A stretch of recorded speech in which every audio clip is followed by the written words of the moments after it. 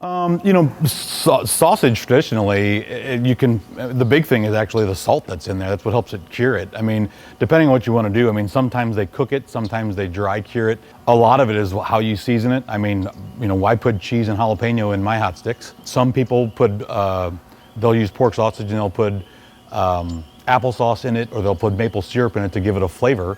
But there's all types of different, I mean, there's habanero, there's Tex-Mex, there's old school, like the true summer sausage from back in the day when your parents made it with basically just salt and pepper and a little bit of mustard seed.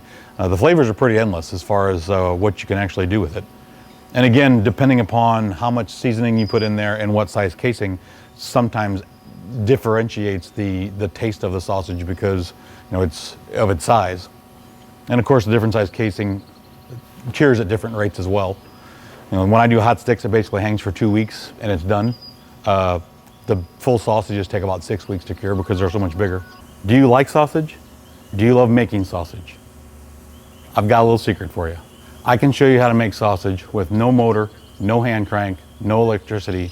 It's fast, easy, and fun. That's right. Making sausage is supposed to be fun, and we put the fun back in sausage making. Meet the Sausagizer. No motors, no gears, no pumps, no electricity.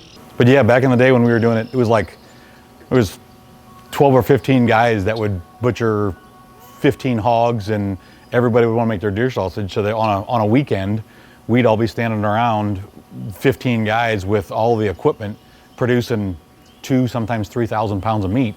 And when you're doing it with up to a 30-pound hand crank stuffer, to get through 2,000 pounds of meat takes a long time.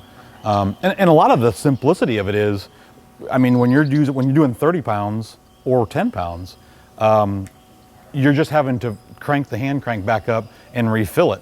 So every time I go through one, you're going through potentially 3 or 5 batches or fills just to get the same amount of meat produced. So that's efficient because you're not loading and unloading so much. You're loading it in and you're just running. You know, when I fill it up with 100 pounds, when I'm done, I've basically got 50 to 55 sausages before I have to refill it. I have a customer in Hawaii who purchased one 3 or 4 years ago. He said he produces 300 pounds of meat a week that he sells, and he said this thing cut his production time in half. Shout out to Big Papa Tony. So we want you to enjoy the product. If you have any questions during assembly or startup or even cleanup, give me a call personally. I'm Kurt Thole with Superior Sausage Stuffers, and I'm the Sausage King of St. Rose, Illinois.